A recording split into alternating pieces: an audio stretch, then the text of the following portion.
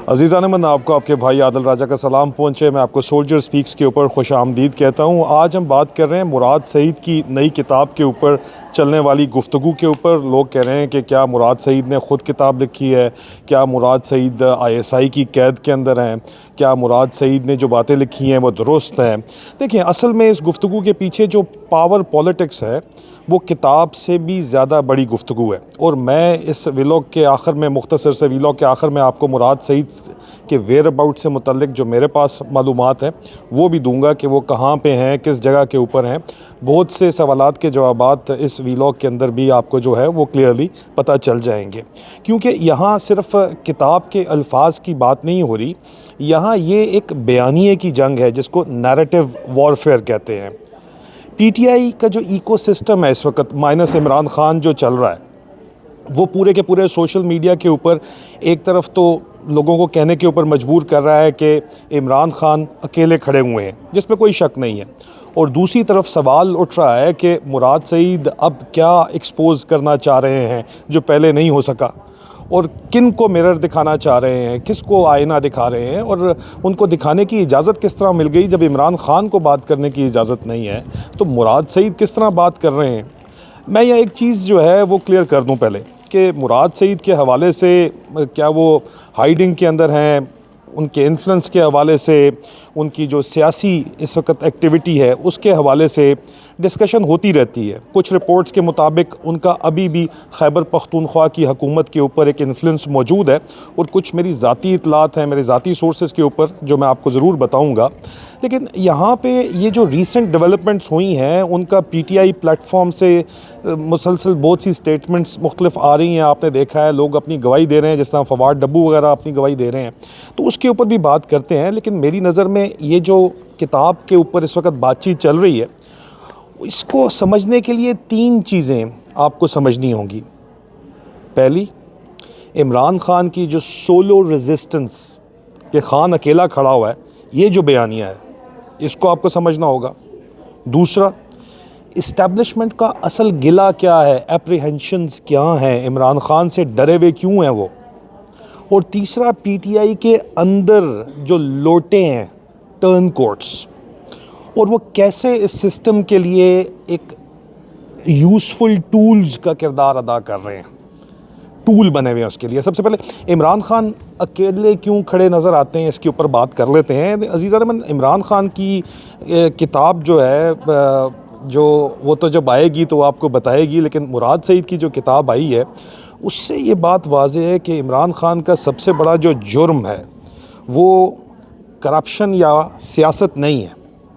वो जुर्म ये है कि इमरान ख़ान जो कमांड एंड कंट्रोल जो मिलिट्री इस्टेब्लिशमेंट के पास है वो सिविलियन सुप्रीमेसी के अंदर लेना चाहते हैं, सिविल लेन के अंदर लेना चाहते थे।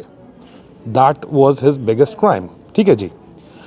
अब देखें, पाकिस्तान में पावर का जो इकोसिस्टम है उसमें प्राइम मिनिस्टर को अक्सर सिर्फ मैनेजर या मुंशी कहा जाता है, उसको मालिक या ओनर नहीं कहा जाता। इसलिए इमरान ख़ान ने शहबाज शरीफ को अर्दली बोला है, और इमरान ख़ान क्योंकि ना अर्दली था ना बन सकता है, इसलिए फ़ौज से उनका पड्डा शुरू हुआ। इमरान ख़ान ने जब ओनर माइंडसेट दिखाना शुरू किया ना 1 पेज के बाद, सिविलियन सुप्रीमेसी की बात की, तो फिर उनका असल झगड़ा शुरू हुआ, और वो झगड़ा होना ही होना था। और नून लीग को पता था कि झगड़ा होगा, इसलिए वो मानते हैं कि हम पहले ही जनरल बाजवा के ससुर के पास जाके बैठे हुए थे और हम पहले ही अपनी सेटिंग वगैरह सारी कर रहे थे।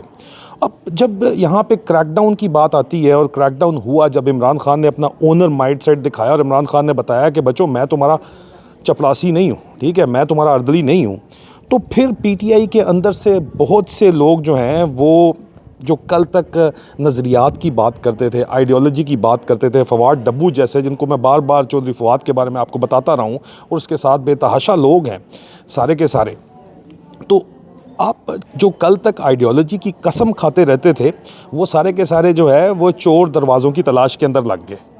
दूसरी बात अज़ीज़ान मन, इस्टेब्लिशमेंट का मेन जो एप्रीहेंशन था, इमरान ख़ान से गिला था, वो क्या था। यहाँ पे ये असल पॉइंट आता है जो सारे का सारा जो इस फसाद की जड़ बना हुआ है। पहली चीज़ कि फ़ॉरेन पॉलिसी और स्ट्रैटेजिक ऑटोनॉमी इमरान खान चाहते थे, जो कि आइन उनको देता है। इस्टेब्लिशमेंट आपकी पाकिस्तान की जो मिलिट्री इस्टेब्लिशमेंट है या GHQ है, वो हिस्टोरिकली चलती आई है, फ़ॉरेन पॉलिसी को सिंगल लेन के अंदर लेके चलती आई है कि अमेरिका से जो ऑर्डर आएगा वो माना जाएगा। ठीक है, इमरान खान का स्टाइल बड़ा फ़र्क था। इमरान खान जो है वो पब्लिक स्टेटमेंट्स देते थे, एब्सोल्युटली नॉट कहते थे, इंडिपेंडेंट पोस्चर लेते थे, और ये उनको बहुत ज़्यादा इस्टेब्लिशमेंट को या GHQ को रिस्की लगता था। दूसरी चीज़ ये है कि जो एहतसाब का नैरेटिव इमरान खान का बनाया गया, इमरान खान की एंटी करप्शन नैरेटिव जो हिट करता है उस सियासी पॉलिटिकल स्ट्रक्चर्स को जहाँ पे मैनेज्ड डेमोक्रेसी चल रही है, जिस वक्त भी चल रही है। फॉर्म 47 हुकूमत क्या है? मैनेज्ड डेमोक्रेसी है। ठीक है, और तीसरा, इमरान खान की मकबूलियत उनके लिए सबसे बड़ा ख़तरा बन गई।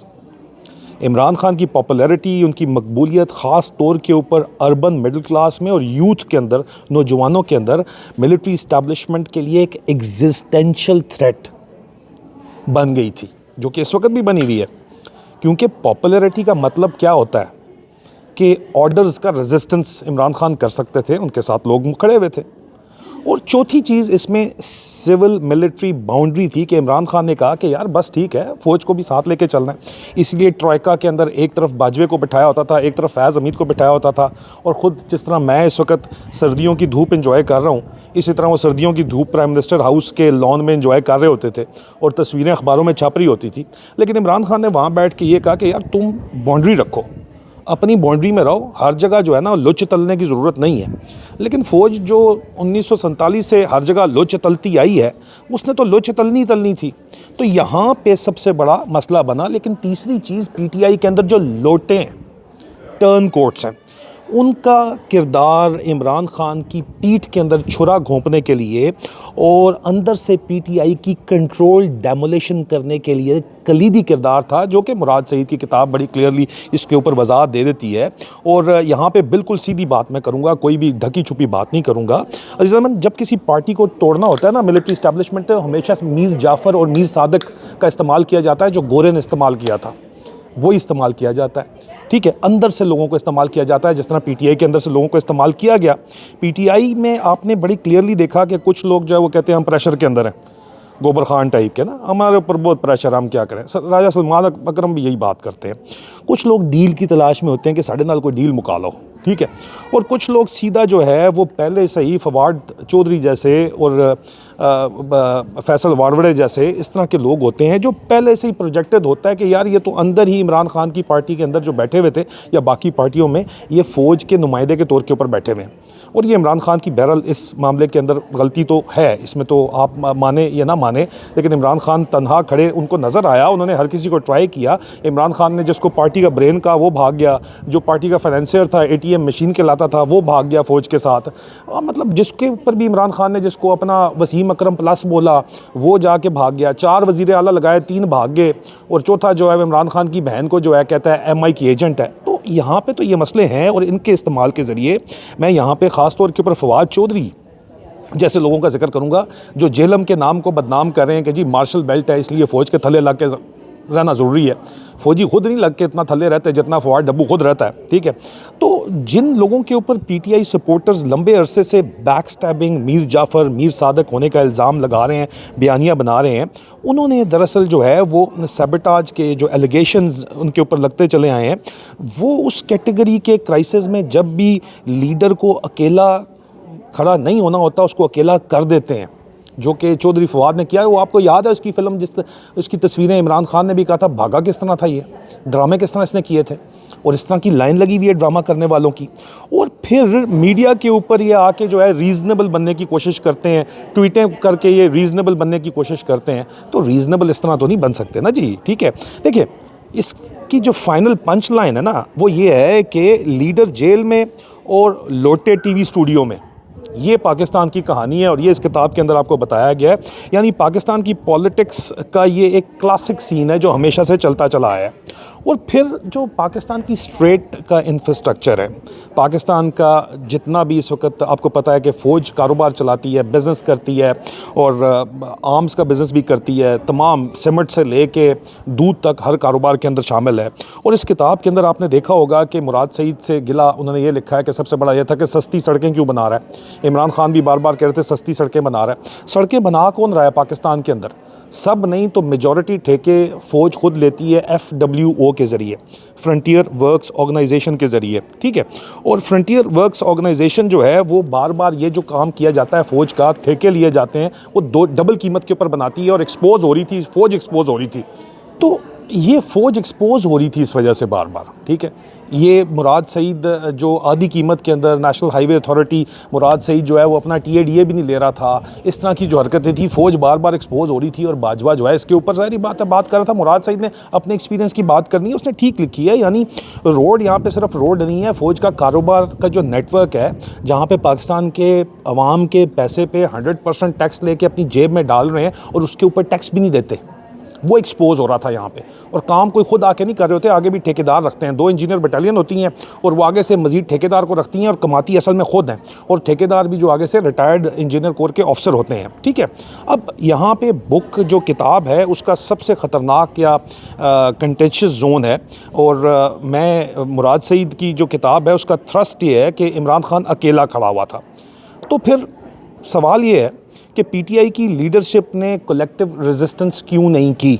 अगर मुराद सईद कहते हैं कि इमरान खान अकेला खड़ा हुआ था, कौन लोग थे जो बैक चैनल सिग्नल्स दे रहे थे फ़ौज को कि आ जाओ, इन्हों चक के लै जाओ, कोई मसला नहीं है, साड़ी जान छड़ाओ। फवाद डब्बू का तो हमें पता है।